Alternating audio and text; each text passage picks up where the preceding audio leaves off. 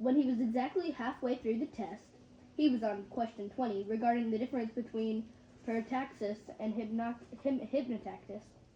Rainey heard Rhonda Kazimbo rise from the desk behind him. Was she already finished? Well, of course.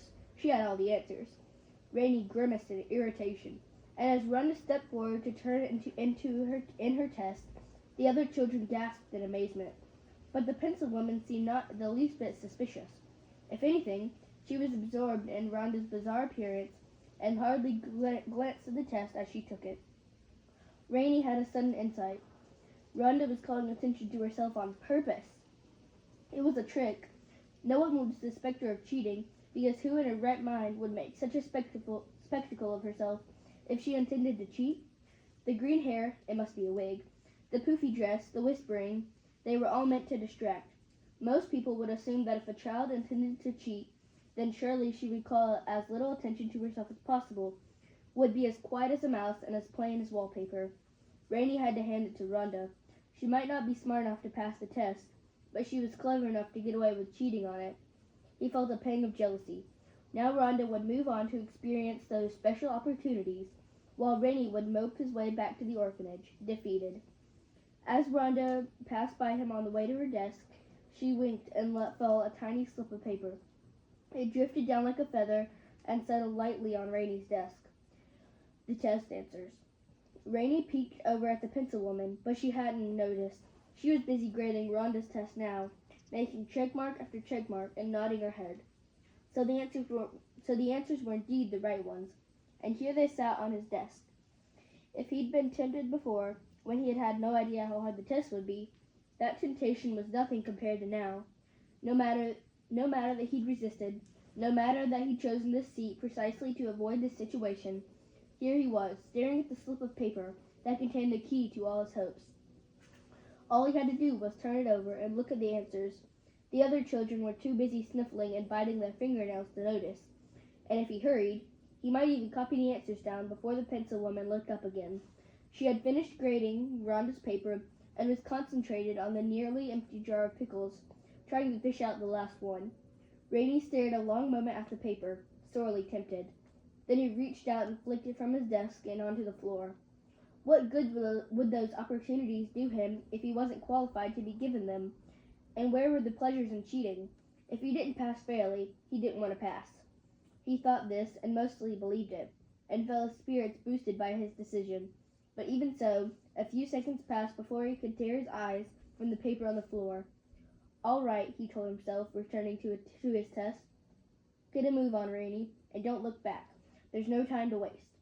Indeed, there wasn't, and at a glance at the wall clock confirmed. Less than half an hour remained, and Rainey had more than half the test yet to read. He finished reading about parataxis and hypnotaxis. They either had something to do with writing, or else with futuristic transportation, but he couldn't decide which, and moved on to question 21, which read, after the fall of the Russian Empire, when a failed attempt to create a transic republic with Georgia and Armenia led to the creation of the country Azerbaijan, which currently disputes with Armenia the territories of Naxikavan, Ottomos Republic, and the Narjania-Karabakh region. From what key powers did Azerbaijan? Rainey stopped. Something about that question seemed awfully familiar. So familiar that he felt pressed to think about it. Hadn't he seen those names before? Flipping back to the beginning of the test, Rainey read the very first question. The territories of the Naxivanian Ottomos Republic and the Narjanian-Karabakh region are disputed by which two countries? He blinked, hardly believing his eyes. Armenia and Azerbaijan. The answer to question 1 lay hidden in question 21. This wasn't a test of knowledge at all. It was a puzzle. Rainey looked at question 22, which began, despite having originated in Europe, the vine known as the common vetch, a member of the pea family, is widely... There it was, the answer to question 2.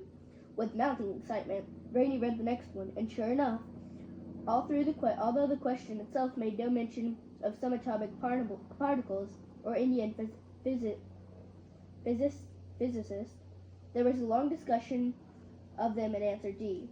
Not only were all the answers buried in the test, he realized, they were listed in order. Number 1's answer was found in number 21, and vice versa. Number 2's answer was found in number 22, and so on, and all the way up to number 40, which cleared up the mystery of parataxis and hypertaxis raised in question 20. Rainey was so delighted he nearly leapt from his desk and cheered. Still, he couldn't spare even a moment to congratulate himself. Time was running short. Eagerly, he set to the task of finding the correct answers. This took a good while, as it was necessary to flip back and forth between pages and read a great deal of text. And in the end, it took Rainey almost exactly 1 hour to finish the test. He had only just circled the last answer, placed his test on the pencil woman's desk, and looked around at the other children. Some were furiously circling numbers at random, hoping to get lucky, and some were not to be seen at all, having crept out of the room in bleak despair. When the pencil woman shouted, "Pencils! Time's up, children! Lay down your pencils, please!" After a certain amount of blubbering and wiping away tears, the children stacked their tests on top of Rainey's and returned to their seats. An exhausted silence still waited as the pencil woman flipped through the test. This took but a minute. She had only to look at the first question after all. When she came to Rainey's at the bottom of the stack, she ran through the pages, making check marks and nodding. "Nice work," Rhonda whispered from behind him. "You managed it on your own." She seemed genuinely pleased that he hadn't cheated, despite having encouraged him to do so just that. She certainly was a strange one. "I shall now read the names of those who passed the test," answered the pencil woman. "If your name is called, you advance to the third stage of testing, so please remain seated and await further instructions. Those whose names are not called are free to go." Rainey's ears perked up. There was a third stage? The pencil woman cleared her throat, but this time she didn't bother looking at the paper in front of her. "Reynard Malden," she called out. On her way out of the room, she added, "That is all." Chapter 2. Buckets and Spectacles. I will read this in my next video. Thank you.